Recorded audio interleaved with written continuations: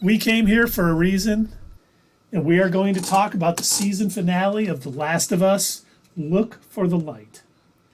Mm-hmm. Which I tweeted out after the episode ended and just basically sat there with my TV off thinking about that ending. Now, we don't got to jump right to the ending, but that's what we do best. I know. We do. Hold on, let me get tangent time readied up here. But, man, I not only love this final episode, I love this whole season. I thought it was so well done. But it was funny because I wanted to hear from either Tundra Walker or Dave, who were big, The Walking Dead fans.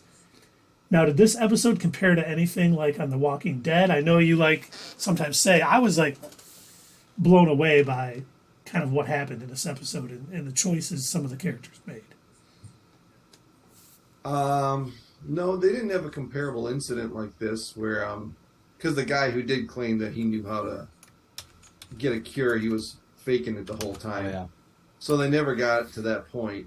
That's something like this, And at the same time, I don't know, I know what they were trying to do by the end of it, but it was it just missed for me. Because it was I see what they're trying to do. But after, it happened and he got her, spoilers, after he got her out of there and they were walking at the end, I never saw a point where it was obvious that she was struggling with what happened back there. She was upset that maybe he killed the girl, but she wasn't to the point where he's lying to me. And then when it came out at the end, when she asked that question, it just seemed like out of nowhere rather than she had addressed it earlier, slower as they were going out. And obviously, why would he have to lie to her about that? He wouldn't have to. He would just say, hey, they were going to kill you, and I didn't want that to happen. We'll find another way. But instead, he went ahead and lied. I think two things. I think the reason she was questioning it wasn't necessarily because she thought he was lying by any sense of the imagination. She just felt that was her purpose in life. She was going to be the one that was part of the cure and helped everybody get over this and everything. And I think the reason why he lied to her, why he thought he had to lie to her, he may not have to. I mean, Fatherly Fandom already said no good ever comes of lying like that, and it certainly doesn't. But the reason I think he did it is because he knows she would want to go back and say, You know what? I'm okay with me dying if it saves everybody. Because, we get that Star Trek, the needs of the many outweigh the needs of the few. And I think she would have thought that, where he didn't want to lose her. Because I think one of the best executed lines in this entire series was this episode. When they were talking when he was talking about Sarah and, talking about the person who missed was himself. And she goes, oh, well, time heals all wounds. And he just kind of looks at her and goes, it wasn't time. Yeah. It was his relationship with her, which, brought him through all this. And that's why he couldn't let that happen. That's how at least I saw it. Yeah, I can see that that's what they were trying to do. It just didn't seem like they pulled it off to me. Doug, what do you think? Are we just talking about the episode as a whole or just the end? Whatever you want. Well, if we're talking about the end, in terms of whether they pulled it off or not, I mean, I already knew what was going to happen, so I guess. It was literally word for word. It was identical to the game. So I already knew the way that was going to go. It was the same. I will say that the first time that I saw that conversation take place and he blatantly looked at her and was like, oh yeah, I swear. And then when she had asked him, when they were in the vehicle driving, and she goes, yo, and is Marlene okay? And he's like, oh, didn't say anything.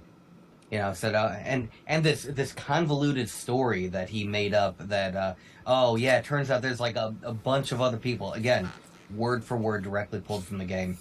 He's like, oh yeah, it turns out there's a bunch of people. You aren't even that special. He knew what Keith said, that's her purpose. So he's got to find a way to make it so she doesn't feel so bad about, oh yeah, there was a bunch of them. They already ran a bunch of tests, and, it turns out they can't come up with a cure. Oh, well, no big deal. Oh, but then, at the same time, wouldn't you guess it, Raiders showed up. How crazy is that? And you knew that she knew he was bullshitting. Because, obviously, that's why she makes the comment that she goes, where are my clothes? She knows. She knew what had happened, and I will say, the first time I saw that, I was just like, Joel, dude. And then getting to see it again last night, I was like, oh my god, I forgot how violent he was. Holy crap, because they make you think for a second in the earlier parts of the episode when he's like, playing around with her, and he's like, treating her Tell me almost some like a jokes. daughter. Yeah, tell me some jokes, and she's, silent. She's ignoring him up until and then they have that nice moment with the giraffes, and that was great. Again, straight from the game. I swear to God, this episode was a 1-for-1 from the game. Okay, they recreated it so well. But yeah, they had me thinking. I'm like, oh, okay, he's not going to be such a violent psychopath. Nope. Totally loses it. And I gotta say, we were commenting last week about the music choices in the Bad Batch.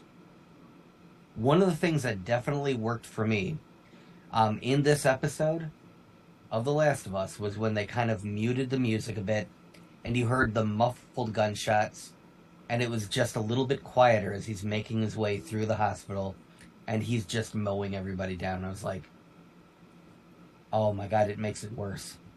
He was like sometimes utterly cold. It was like almost no emotion. He was just like, and I loved when he was doing it too. They really hinted at it being a video game by picking up other people's weapons, because you always do that in games. You run out of stuff, you're like, oh, I'll just take this guy's weapon, and they didn't overdo it. It was just nice, him grabbing a pistol here and another rifle here, grabbing more ammo. And I thought for sure when he walked into the operating room, he was gonna like almost have a moment where he decided against it, but no, he was just like, he's like, unhook her. He's like, whoa, boom. Okay, you two unhook her now. And I was like, oh my god, holy shit. Yeah. Holy cow.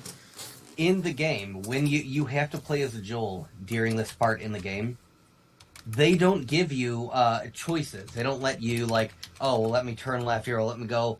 They don't, let me spare this person. It's literally they've got you moving down the hallway, and they kind of corral you the direction that you need to go. And then it's the only option is to kill everybody. That is literally it. And then when it gets to that end cutscene where he's confronting the doctors and telling them to unhook her, you're literally, it gives you the one button choice: shoot.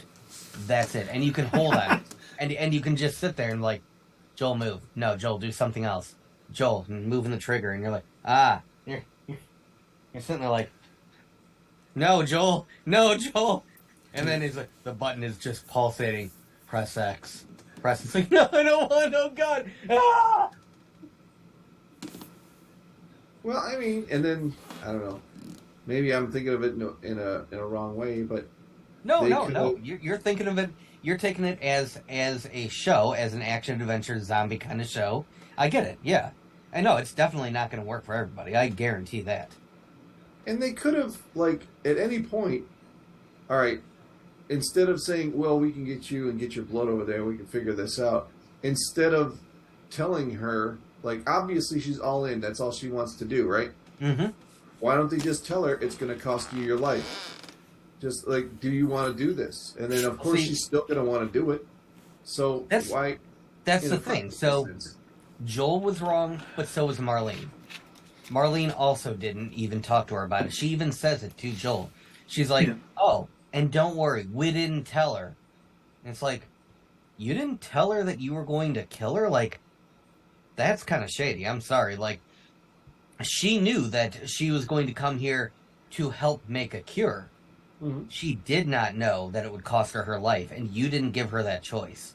And that's not cool on your part. But that was the case for both of them, for both Marlene and Joel. Neither of them ever stopped to ask Ellie. Right? Yep. So yeah, no, they were, both parties were wrong there. I mean, Marlene on one hand thought that they could come up with a. They kept saying vaccine. I'll have words about that in a moment.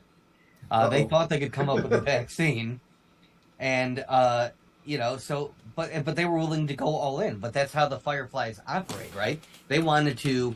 We saw with the mall episode how they were going to put together bombs and they were going to kill people, potentially children, if it meant that they were going to get rid of Fedra and secure the QZ or whatever.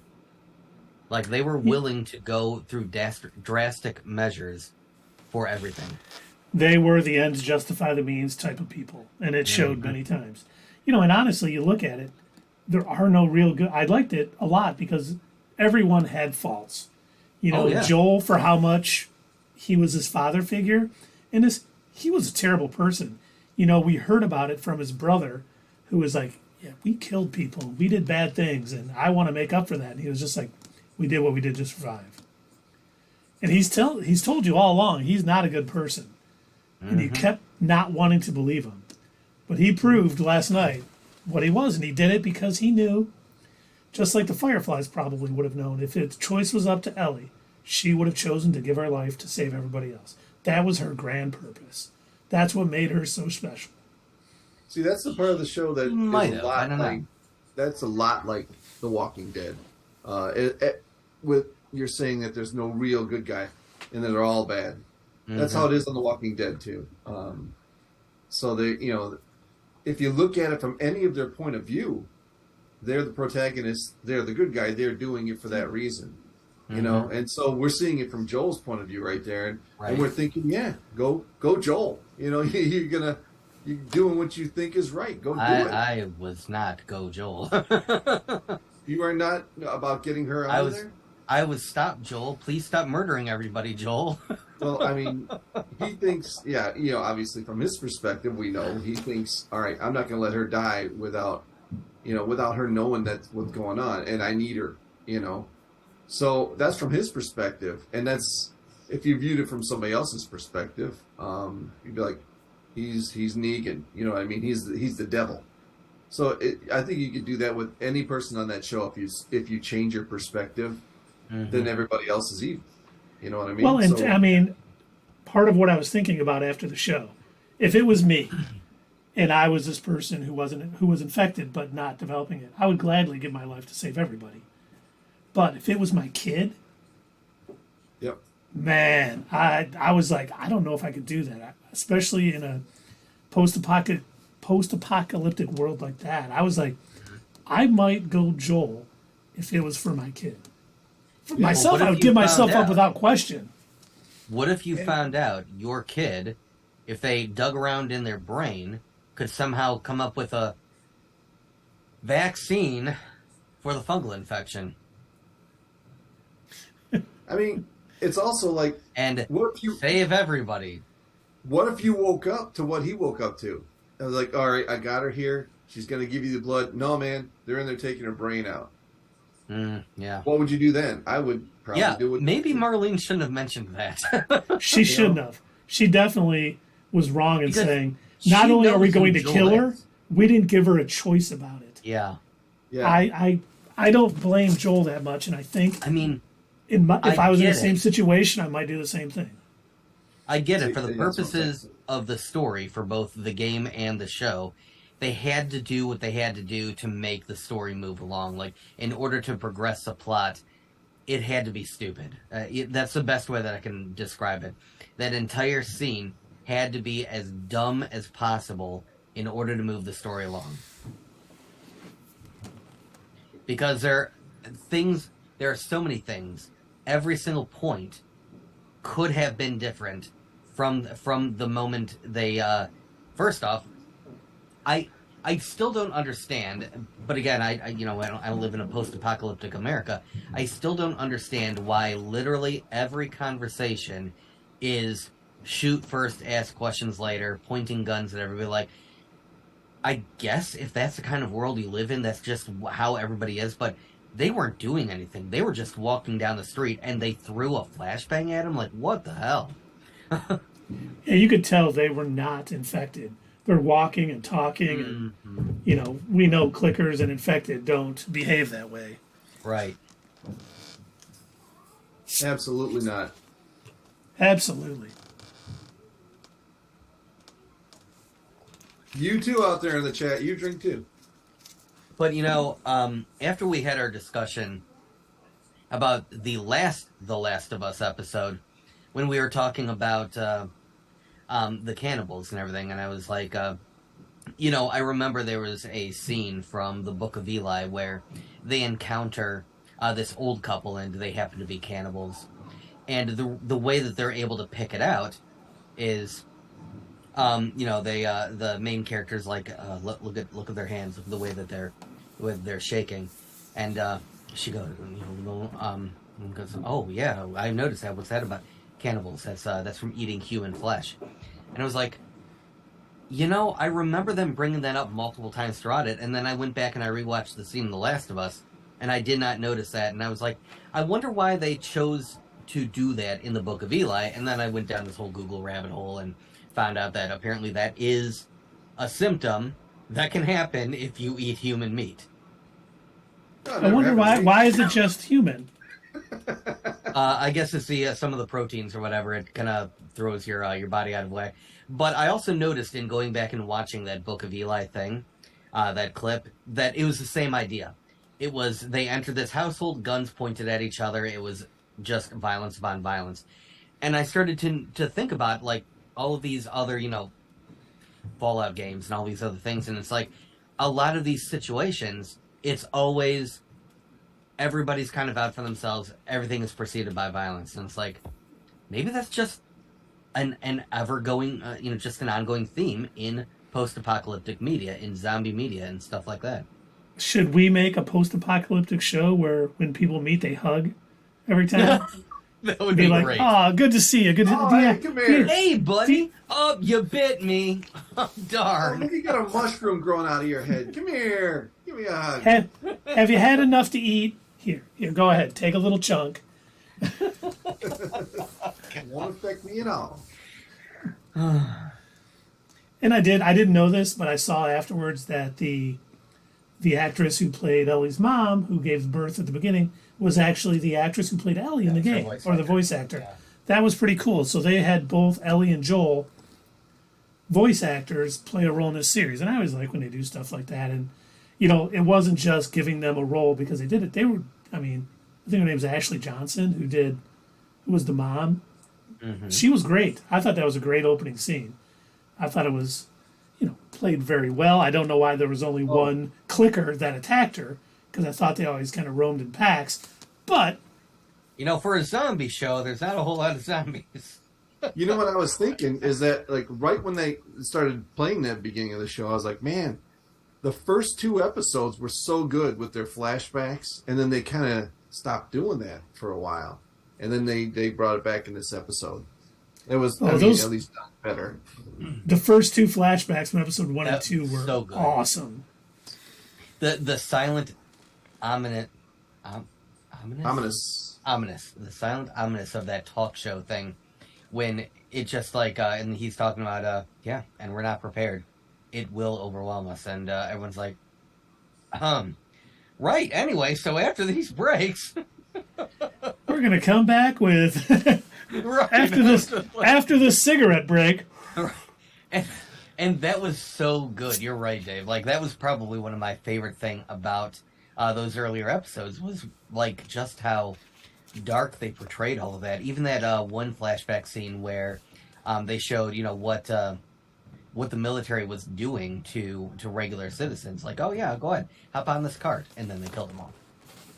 And they found the skeleton of the baby. That was so rough. And when the lady, I forget her name, the scientist in Taiwan or whatever, and she was they asked her what's going on, and she's just like, take me to my family. It's over. I'm taking me to my family. What's that? Bomb it right. I was hoping you would bring that up. I was hoping one of you would bring that up. Yes. When they asked her, what can we do? What is the cure for this? And her response was again? Bomb it. Bomb it. That's right. Bop it. Twist it. And that was actually one of my primary issues with everything that went down. They were more specific in the show, and I was hoping they would not go down that route. They were a lot more vague in the video game, and they kind of left it a little bit more open to interpretation. So if one of you would kindly kind of just walk us through a little bit some of those initial opening scenes with the pregnant woman. Of this episode? Yeah, this episode. Yeah. Oh, well, let's see. She's running through the woods. Mm-hmm. She's stopping. She's breathing heavy. She makes it to a house that was rather filthy, by the way. Mm-hmm. Kind of disgusting. And then she makes her way the house at the upstairs. beginning of the show, like where they had Ellie chained up. It kind of looked like that house. Go ahead, keep going. And then she locks herself in a room, puts a chair up.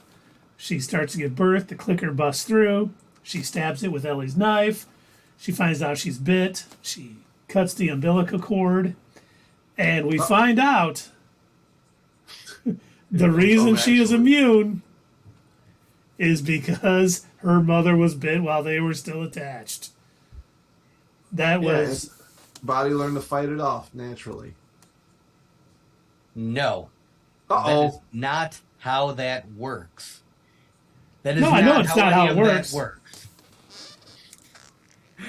That baby was in the process of being born, full term.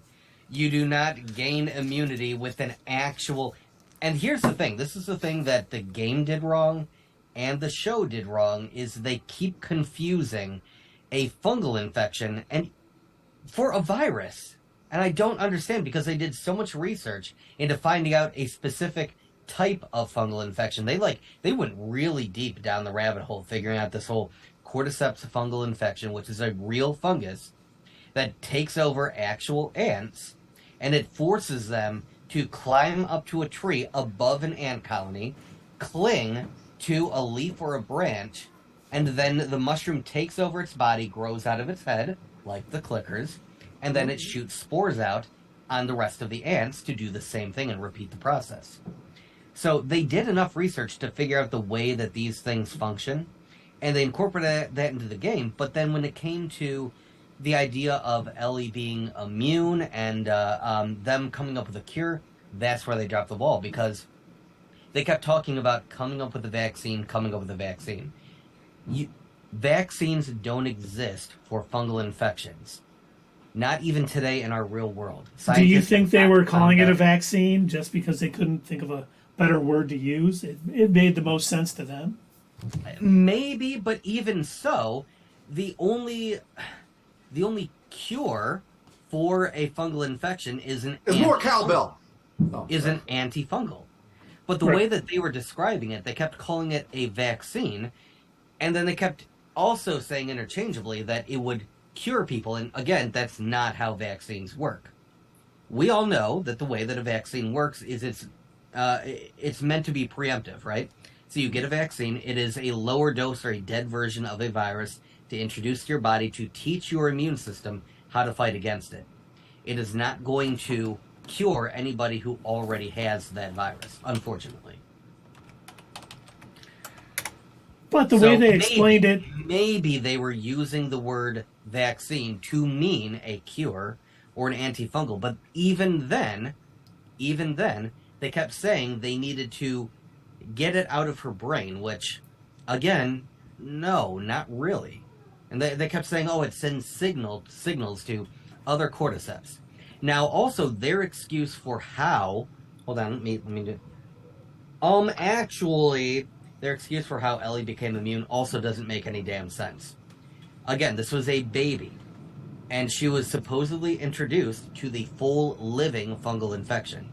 So even if we're going to go like the vaccinated route kind of idea where her body was introduced to a smaller dose and therefore she was able to learn how to fight it off or whatever, again, the full introduction of the actual living cordyceps fungal infection, that would have killed her. That would have killed that baby. Well, and you get your protections from your mother. So honestly, for her to have this immunity to it, her mother would have had to have it. And since her mother, well, maybe she did. We don't find out.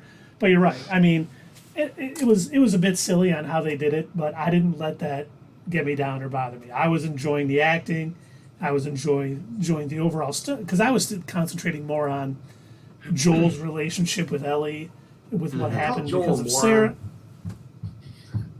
I did. Well, the reason why I focused so heavily on that, I didn't mean to be so upset about it, but to me, that's the entire crux of this whole series, right? It's the fact that Ellie has this immunity, and Joel is trying to take her to help her serve her purpose and find a cure, and the Fireflies seem to think they need to kill her to invent that cure. And there just seems to be a massive misunderstanding about how any of that works. And look, I'm not going to knock their weird post-apocalyptic doctors that seem to think they've got all this figured out, but I feel like maybe doing a few more experiments, testing her blood, maybe finding out if it was in fact Cordyceps being introduced to a child in birth as they were being born, if that was actually what caused the step. Like, I feel like they missed a couple of steps. They were jumping too far ahead. You just wanted to see Elle as a baby be infected and the little baby crawling around trying to attack people. I'm on to you. No, I actually wanted them to come up with like what you said, the mother actually turning out to have been immune and gaining it, and Ellie gaining it from her. I think that actually would have been better. And that was my initial thought when I first played the game. I thought she must have gained her immunity from her mother. Because they also kept focusing on, throughout the game, they did this in the show, they kept talking about, look, she may not be able to get infected, but that's not going to stop her from getting torn apart. And so my assumption while playing the game was, oh, her mother was probably also immune, her mother probably got torn apart, and that's why they keep bringing it up. Exactly. They didn't address that. She just said she wasn't changing. She just said, kill me, you know? Mm-hmm. So we don't know if she was going to change or not. And usually they change within the amount of time that, you know, like she was there, gave birth, and then, what was the girl's name again? Ellie. Whoever showed up. Miranda? Miranda. When she showed up, you know, there was time in between, so that she probably, in that time, would have turned. And it was Marlene, by the way. Marlene. Yeah, Marlene. But Attack on Show has a good point. He goes, maybe the mom was immune, but just giving birth with no meds. Yeah. And you do have to suspend. He made a point. You got to suspend disbelief a little bit. Yes. But to do that, they shouldn't concentrate on. They shouldn't tell us about the science so much. Like, I know lightsabers are probably impossible, and all they do is like, yeah, you throw a crystal in there and it's the Force, and I'm like, okay. They're not like, well, the science behind this is the Rock has these. Yeah, you do definitely have to try and because that was. And yeah, like everybody else so far has been way better about that. They're just like, oh, well, Shoal told me that's how it works, so that's how. All right, sure, why the fuck not? I guess we got mushroom vampires, so I guess okay. But yeah, I think if they would have maybe just gone a slightly different route, it would have made the ending of this maybe make a bit more sense.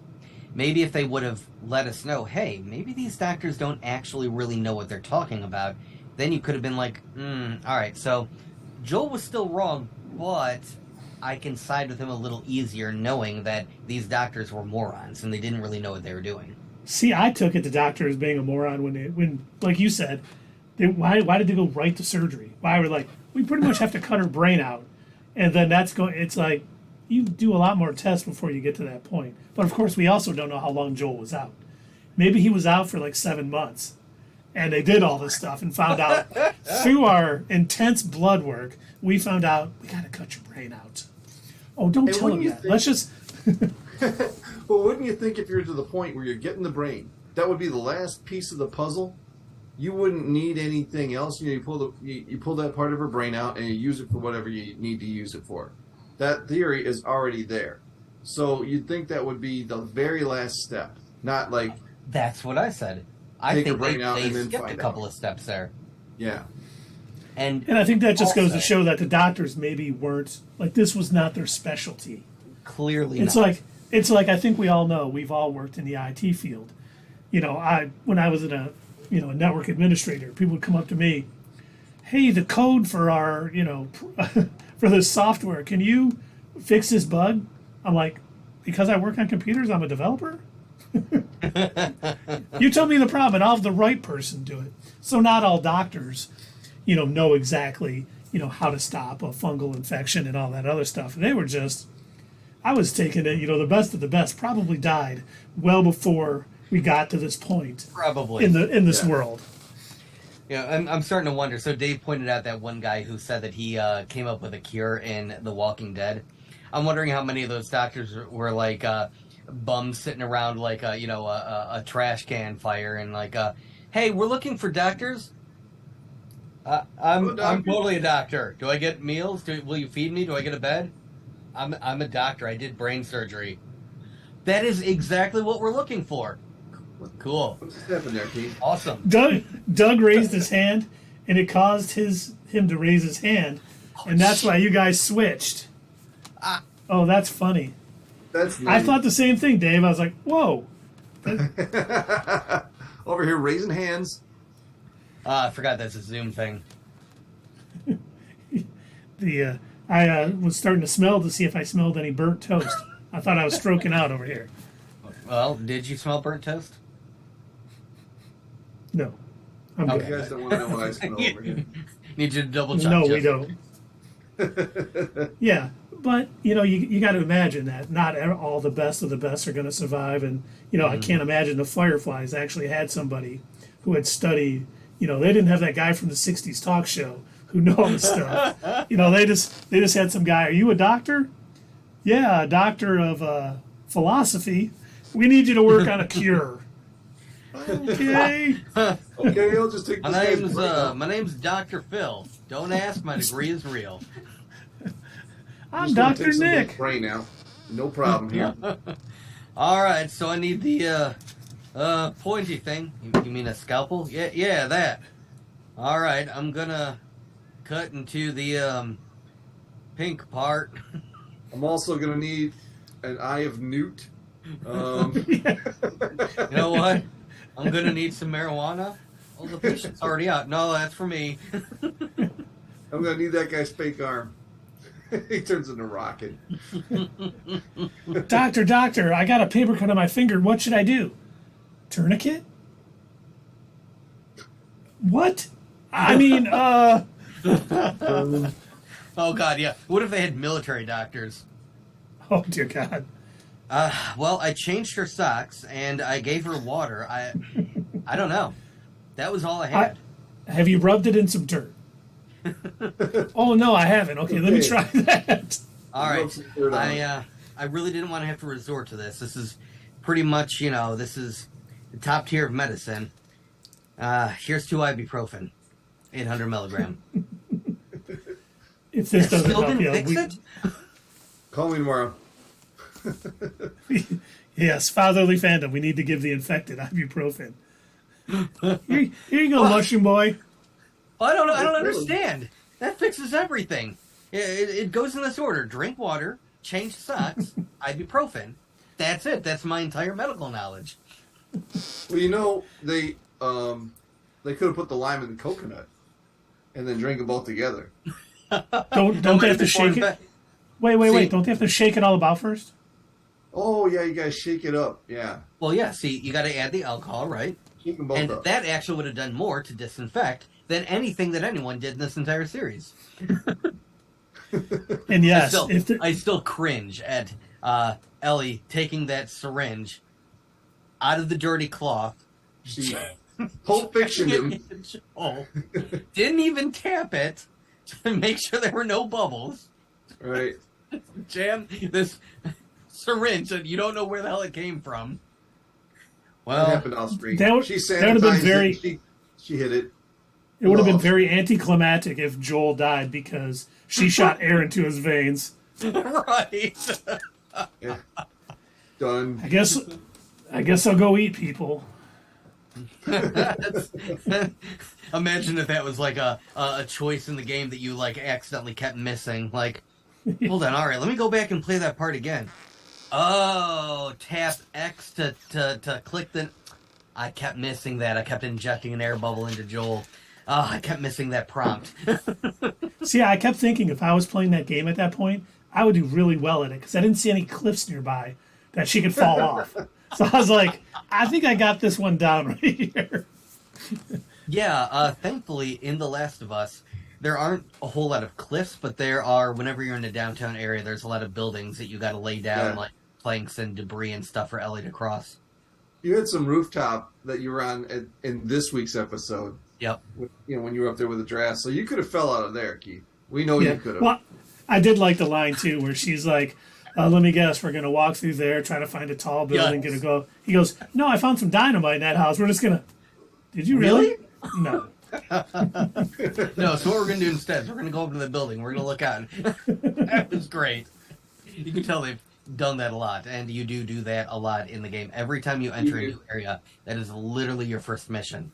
Scale the top of the building, fight your way through clickers, and make it to the top so you can look out. And it makes sense. And yes, attack on show, if the Z-Pack doesn't work, I'm out too. I worked for Pfizer.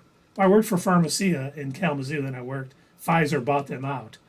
And like, we could get Z-Packs for anything. You could go in the morning and be like, I overdrank last night. Oh, here's the Z-Pack. That'll cure you up. It's like, I don't think antibiotics work on me anymore. Oh, I thought you guys were saying that you guys got Z-Packs in the military. I was like, really? I didn't know that was a choice.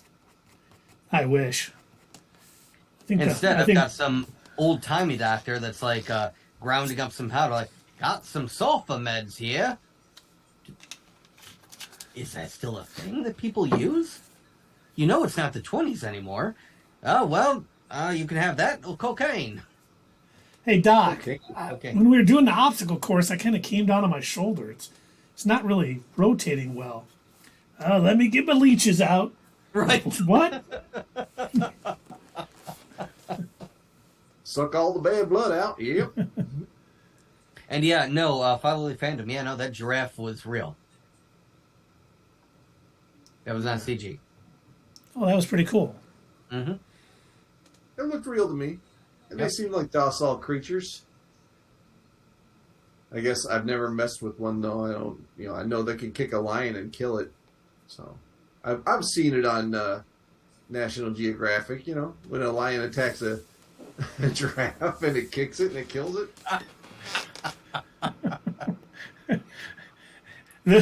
This episode of National Geographic with Dave is brought to you by Verner's. Oh wait, this isn't a Verner's. And it's a Mountain Dew. So, Fixing it back to my almanac. I went down a bit of a rabbit hole in formulating my rant for tonight that I narrowed down to what I presented to you two. It was going to be much longer. I had looked up a bunch of sources, but I do want to share this one thing that I did stumble upon in looking up different diseases that have zombie-like effects. And oh, perfect! Is that Flurk in there? Yes. You see your tail over here? This involves good old Flurk. So there is an illness. So she wants to hear it. There is an illness that can be present. It was first discovered in mice and rats that will get into their system. It's a parasite, and it actually changes their brain chemistry to make them, A, more attracted to cat urine, and B, kind of lose their inhibitions and lose all fear. And the reason why is the parasite is trying to drive them to get closer to cats, so the cat will eat them, because the parasite thrives in feline bodies. Oh, wow. But then they took it a step further, and they kept looking at this and studying it over the course of several years, and they found out that mice aren't the only ones that are able to catch this parasite. Chimps do, too. And so they started experimenting on chimps. And they gave, one group the parasite and the other group they didn't. And they presented them urine from a cheetah or a panther, something like that, some wildcat. And the ones that had the virus were suddenly totally okay with it. In fact, they were actually investigating the area that had the urine. Whereas the other ones, they got a whiff of it, and they're like, oh, hey, there's a dangerous cat nearby. Let's get the hell out of here. And so they're like, okay, well, now we need to look into this further. If chimps can get this, can humans? And sure enough, they started doing studies. And yes, people can get it. You think if they, like the cheetahs and the panthers were smart, they would start giving it to us. They'd be like, we need some easy prey. Let's go. Hey, chimps, you want some bananas? And they eat the banana and they're like, damn, that cat urine smells great. These cats, they don't know any better. They don't know that, the mouse, or in the case of, the leopard or whatever, they don't know the chimp or the human is sick. They don't know that it has a parasite that they're going to then eat and then get into their body and then pass on to others. And so they found that a lot of humans actually have a version of this kind of just hanging out in their body from domesticated house cats. And the way that you can tell is if you start realizing that you used to be bothered by the smell of cat urine, but you no longer aren't, you no longer are. That means that it's starting to take effect in your body if you have it. I wouldn't say I'm not bothered by it. I'd say I'm nose blind to it, because she did it so much at my last place. But I did notice, like when we moved in here, I could smell it again. So if she did it, I knew where to find it. Okay, good. So you're not a zombie yet. Absolutely. I'm not a zombie yet. Not yet. Dave, how do you feel about going to the zoo and seeing the panthers? I want to go. I want to go now. Dave, don't make any African safari trips. I don't need the safari. I'll just walk down the middle of the Serengeti. No protection whatsoever, because, they're just big, lovable animals. And their urine smells great. Oh, God.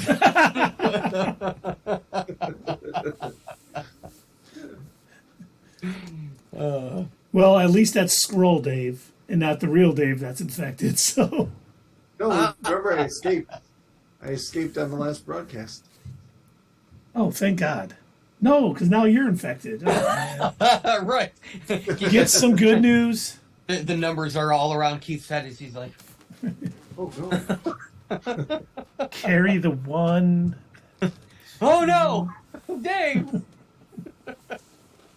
So, now that season 1 of The Last of Us has come to an end with a crazy episode, and we already know that it's been approved for season 2, and first off, I will say this. I did not expect them to get through the storyline of part 1 in its entirety this quick. I didn't expect that.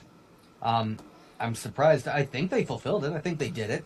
I think we could have probably used we could have used a bit more in terms of, some of the action scenes, fighting a few more, clickers, bloaters, whatever. I suppose that people probably would have considered them filler episodes, though, if they did go that route. But, they got through all of the main story points, right? So what do you gentlemen think? Like, what would you rate this season after the season finale now, as a whole? What do you say, kind of on the Doug scale, what do you give The Last of Us season 1? Who are you asking first? Let's go with you, Dave. I think it's been obvious as the way I've reviewed the show throughout. I think it's average. I give it a 5. I give it a Morbius. You give it a Morbius. Oh, God. You know what? I'm going to create an image, and I'm going to replace the number 5 with Morbius. There we go. It's going to be Jared Leto. Yep, I give it a 5. I don't think it was anything that special. It might have been, like, if I hadn't seen The Walking Dead, because then I wouldn't have seen a lot of this stuff, like, for the second time. But at the same time, I thought it was, there were a few moments where Pedro just shined. He was like that when they were in the Tommy commune. His acting there was amazing, and other than that, yeah, it's just average. What do you think, Keith? See, I really enjoyed this. I thought the acting was superb, especially with Pedro, a lot of the other people around him. Bella at times was being shown up by her fellow actors, but I think as the season got further along, she was doing a better job. I thought it was more of a character study more than anything else, is how I looked at it. And I thought it was, how Joel reacts to certain things, and you could see his progression throughout the show. He was this sort of wonderful single dad, then he lost his daughter, and what he became was something that he probably doesn't want to talk about, and we see him kind of coming out of that with Ellie throughout the show. And I thought it was very interesting. I enjoyed it. I liked all the things, the things that they did, how they had to get to certain places. It wasn't just, okay, we're here, it's there, oh, we got here, but they're all dead. We got to do something else. And they end up doing all these little side trip, which I thought made a lot of sense. And not seeing The Walking Dead, a lot of this was kind of new to me. I definitely think this was like an 8.2 out of 10, based on the strength of the performances and just my overall, the suspense during the episodes and not knowing what's coming up. I thought they did a great job. The dialogue was good. The score was good. I think everything was above average. It sounded like you said the spore was good. The spore was good. Keith is infected. He ate that one freaking mushroom. He got the wrong kind of high. All right, Doug, back to you. What do you give? All right. I am going to, because I was already a fan of the video game series prior to watching the show, but I'm going to rate this as just a show by itself, separate from the game. But I do want to talk a little bit about what people are saying as far as, saying this is the greatest adaptation ever. I have words about that.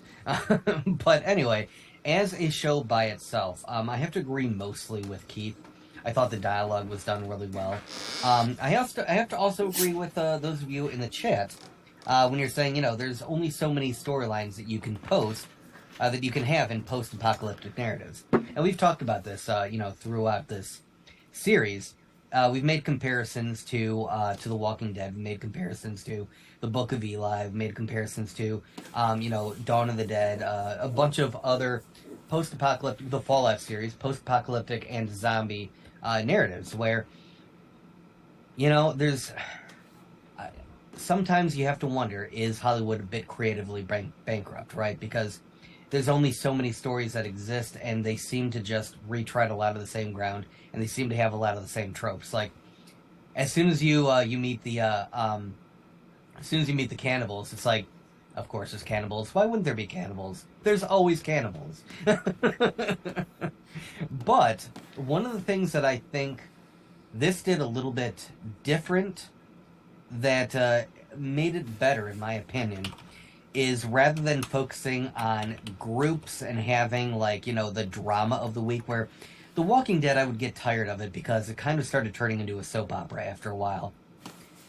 This was really like what Keith was talking about. It was like a character study, watching these characters grow and change over, the course of their traveling together. And being able to kind of see it all culminate, and seeing Joel almost for a moment seem like he's finally getting better, only to immediately regress right back into pure violence. To see Bella suddenly start, previously she was like, giving him a hug. She was so happy to see him. She's gonna give him the knife, and I'm gonna save you. I'm gonna protect you too. Almost growing a little bit more distant and more detached. And now we've got this huge lie that Joel has told her that is now hanging over their shoulder, and Ellie knows that he's lying. So I like the dynamic between them. I love the growth. I love them turning from hardened killer and cargo to sort of a father-daughter dynamic to we're kind of stuck with each other because of the choices we've both made sort of situation. And I'm excited to see where it's going to go in season 2 and season 3, because they have announced that they're going to be splitting part 2 of the game into seasons 2 and 3. So they're not going to compress it all into one season. I did get some rumors about season 2. Okay. I don't know how much of this is true, how much of this is not, but it said will be different from the games. Bella Ramsey will return as Ellie. There were some rumors that she was going to be replaced. That has been squashed. We'll have much more infected, which I don't know if that's a good thing, because once again, I thought focusing on the characters was the better way. Now, obviously, we have that lie between them, so we'll cover The Last of Us Part 2 story. Won't cover the whole second game. Filming could start later this year. New kinds of infected are coming. We'll expand on the tendril system with infected. My God, please don't. That was gross. We could see the inclusion of spores, which I know is a big part of the game. Abby and Ellie changing perspectives. Side character stories, just like Bill and Frank, WLF, Jackson, etc. It says release date will be around late 24, early 2025. There'll be a time skip. Joel and Ellie's relationship post-season 1 ending will be heavily explored, and they'll delve into Ellie's violent path. So most of that sounds like things I would like to see in the second season. Mm-hmm. Obviously, what's between right now Joel and Ellie is what he told her, which she knows isn't true, and how that's going to play out, and whether she can continue to trust him, what's going to happen. Because without her, we don't know. Say that, Dave? She might have a feeling it's not true, but she doesn't know for sure because she was out. True. But putting things together, she probably suspects it. You're right. And I think they could really dwell on that. And, with what happened with Ellie, with, the cannibal leader, I can't remember his name. I almost wanted to call him David, but I know Pastor Dave. Pastor Dave. That can be explored a little bit more because, what she had to do to survive that, it's not easy coming back from. So there's a lot of, I think if they continue with the character development and the character stories that they were building on, season 2 can be great. If they start turning this into zombie of the week, busting down the doors and them fighting them off, I'm probably going to lose interest. Well, I do think they need to have more zombies. I don't think it doesn't have to be like the basis of the show, even though that's kind of, what zombie shows are about. But the thing is, they have to be out there. There have to be a threat. There has to be some reference to them. You can't just let them disappear. That's what I think. And, that's what the Walking Dead did when they started to decline. You never saw the zombies at all anymore. It was about the dystopian world, and like the guys in the chat are saying, there's only so many dystopian stories you can tell, and same things are going to happen. Now, if they come up with something like I haven't seen before, I'll be excited about that second season. But right now, I don't care either way. So I love that Tangent Time has been up this whole time because that's literally what happened. I went off on an entire tangent and forgot to give it a rating. By the way, this was up as soon as you started talking about the rabbit hole you went down. I was like, I think now's a good time for it. That's what I figured. So what is your rating, Doug? Well, I'm going to actually give it a 7.5 out of 10. So while I did enjoy a lot of aspects of it, and I thought that they did a really good job, again, huge fan of Pedro Pascal's acting. I thought Bella Ramsey did really good. I was really glad to see that they did find good roles for a lot of the voice actors. So, we mentioned that the voice actor for Ellie was in this episode. The voice actor for Joel was in the Pastor Dave episode as his right-hand man.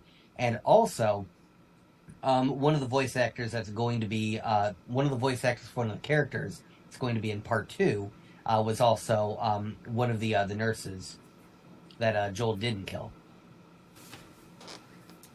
By the way, did you see there was a picture? Do you guys remember it became a huge meme? Grant Gustin sitting in front of Oliver Queen's grave giving the peace sign. Do you guys remember that at all? No. Okay, so when they were filming Oliver Queen's death in the CW, there was a shot. Someone took a picture. Grant Gustin joking around. He's sitting in front of Oliver Queen's grave like this. And oh my like, God, that's horrifying. they showed a picture last night. I was on Twitter. I should have saved it, but it was like 2 o'clock in the morning, and I couldn't sleep. And I was strolling through Twitter, and one of the nurses from the scene, the doctor's dead on the floor, and she's standing over him doing this. And I was like, I bet they had a lot of fun filming that scene. It looked, even though it was very intense, and what was, the carnage being played, it looked like they were all having a good time with it. Oh, too soon, too soon. But if you gentlemen don't mind, I would like to talk a little bit about this idea that that The Last of Us was the greatest video game adaptation ever. That seems to be like, one of the things that you hear a lot of other YouTube channels talking about, a lot of other news websites that keep like, oh my God, this is the greatest, this is the best video game adaptation ever. And here's the thing, right, Attack on Show, Mortal Kombat. Right. That was a thing. You know how many times I've watched it after that initial watch on HBO Max? 0. I've even went in and took it out of my watch list. I hated that movie so bad. That seems so passive aggressive, but I was like, I gotta do it. I did that with Titans. I did that with Titans, so it would stop reminding me that it was there. I'm like, I'm not going to go back and watch you. I don't care. But for people to say this is the greatest video game adaptation ever, first off, folks, that is a really low bar. All right, so like Attack on Show, they mentioned Mortal Kombat. All right, we've had Street Fighter in the 90s. Not a great adaptation. Whoa, 1 second. Even with Ming-Na Wen, okay? I was going to say, this is a Ming-Na Wen stan account. We stan her. We will not badmouth her movies. Even but it was she terrible. Couldn't save that movie. Okay, I'm sorry. It was terrible. Then we had the 90s Mortal Kombat. You know what? It's good for rewatches if you want to watch something hilarious. It's terrible and, funny. Clearly was not the route that they were going for. But it is funny because of how bad it is. So it's good for that. You want a good, comedy video game movie? Go watch Mortal Kombat from the 90s. Then there was also Surf Ninjas? No, Double Dragon. Double Dragon. Oh, yes. You remember the Double Dragon movie? Was that Jean-Claude Van Damme? Huh? Was that Jean-Claude Van Damme? Jean-Claude Van Damme was in Street Fighter. Oh, I thought he was in Double Dragon, too. Mm-mm. Or was it Jan Michael Vincent? It might have been. I don't even remember who was in Double Dragon. It was a bad movie. Jan Michael Vincent. So, there have been a bunch of these, and they're all terrible, culminating with probably the worst of the worst, the cream of the crop, just the chef's kiss, worst possible video game adaptation ever, and that was the Super Mario Brothers movie, again, of the 90s. Positioned to go up against Jurassic Park, of all movies, in the theaters. And they thought to themselves, this is a good idea. We'll get him in week 2. Was a train wreck. There has been some okay video game adaptations. I thought both Sonic... Yeah, don't even say that. Got you. The Sonic... Oh my God, no! Stop it! You guys are just making the point that this is the greatest video game adaptation of all time. Because, like Doug said, the bar is extremely low. But like the Sonic movies were good. I watched them with Soul Man, and he really enjoyed them. Detective Pikachu. You know what? Oh my God! Also, God, they're all bad. How are they all so bad? They are all so terrible. There is one video game. We've got Sonic and The Last of Us. That's apparently it. And Sonic was also almost terrible. It wasn't like great, but it's a real sort of, hey, that was fun to watch. It was good in the theater. Mm-hmm. It's not like I'm rewatching. It doesn't have that rewatchability, but especially seeing Sully enjoy it and him getting into the video games because of it definitely adds it. But the one thing I would love to see a video game adapt for movies, for TV, that I think could be done really well is Mass Effect. For those of you that didn't play Mass Effect, you basically start out as a Spectre, who's like this sort of like 007 type galaxy sort of guy who goes around and solves crimes. And you basically find out, long story short, that like every 1,000 years, something is wiping out almost all of existence. And you find out there's these machines called Reapers that just come back and wipe everybody out every 1,000 years. And 1,000 years is almost up. But there's so much going on in this series. Like this one group of people created an AI that drove them off their planet. So they're like nomadic. They just fly around in ships all through the galaxy. And the Geth that they created are part of the villains in it. But it's a really well thought out story. It was a great game to play. And as long as they didn't screw it up, which I don't think Hollywood, not giving them enough credit to say they couldn't, but as long as they got the right people involved, I think it could be an incredible video game adaptation. So, Attack on Show mentions Final Fantasy Spirits Within. Does that count? They used the title from a game, but I find it very difficult to refer to that as a video game adaptation. I remember watching that movie, and it really didn't have anything to do with anything that I would have considered Final Fantasy. Like, I think there was a guy named Sid in there that's like the closest that you come to anything being related to anything Final Fantasy, that in the title, but I don't remember anything else in there that, if I would have watched it without seeing the title, I don't think there would have been anything in there that I would have said, oh, this is a Final Fantasy adaptation. But that character was named after Sid Vicious.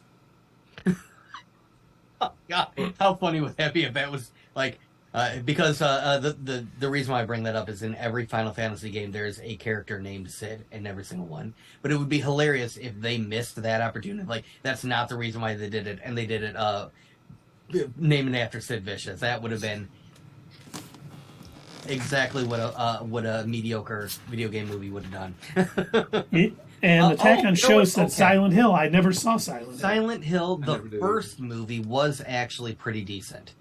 That was a pretty good video game adaptation. And I forgot about that because I also saw the sequel to Silent Hill, which was god-awful. And it was literally one of the worst movies I've ever seen.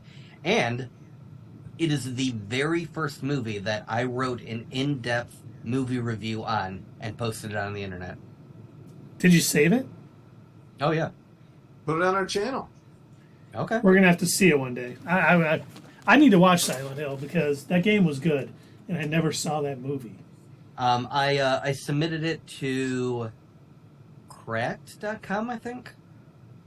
It was when I was still in the Army. It was a while ago. But, yeah, I submitted it as an article. I think they put it up. I didn't get paid for it, but, whatever. Hey, you're getting paid here, though.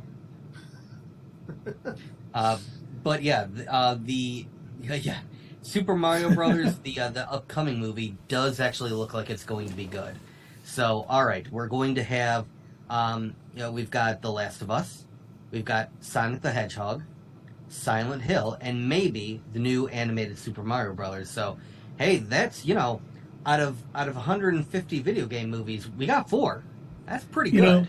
Think about it. This is going to be a lot. Every video game adaptation is going to be a lot like any DC movie because they're always like the best DC movie since The Dark Knight. Oh. They're going to be like the best video game adaptation ever. Super Mario Brothers. Jack Black knocks it out of the park as Bowser. And don't forget to hit us up at Twitter, leave a comment down below, and we will see you next time on Not Your Status Quo.